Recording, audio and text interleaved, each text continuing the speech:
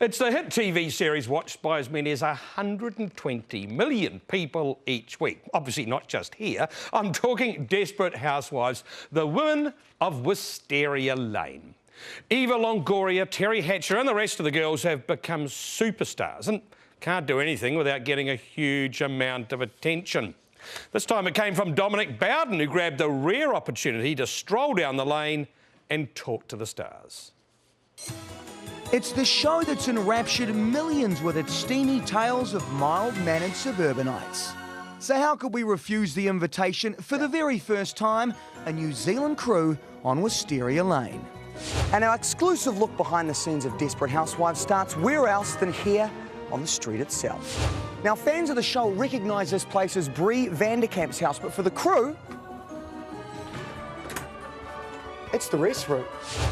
Well, here we are now. We're on Wisteria Lane. We're in front of Eva Longoria's house. We're about to go and chat to her, so come on, let's go. And now on a sound stage 15 minutes down the road, we're on the inside of Eva's house.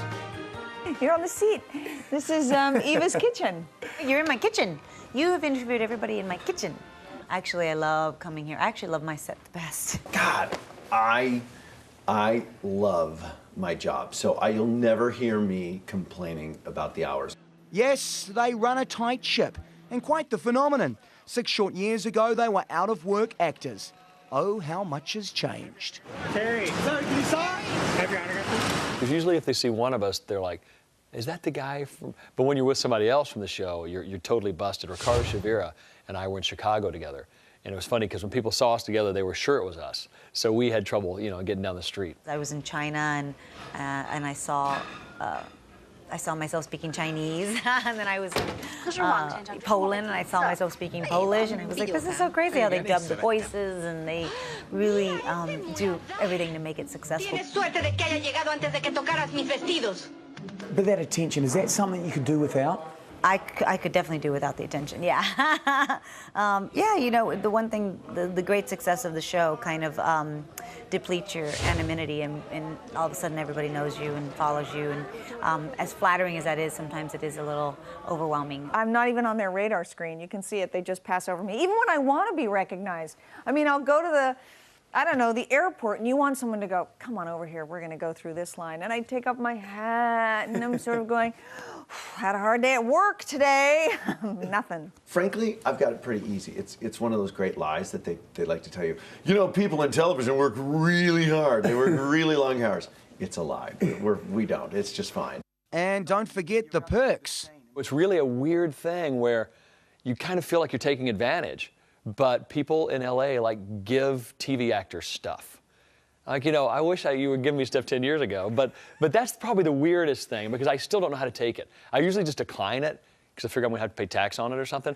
But surely your friends are like, don't give it away. That's true, they do. My brother's got a lot, we're the same size, so he's got a lot of cool free shoes. But with all this success, they still know here today, gone tomorrow. So they're not against stealing from the catering table. Yeah, bring it home with you. I go home with bags of granola for the kids in the morning. Sad. Stealing pencils off the set.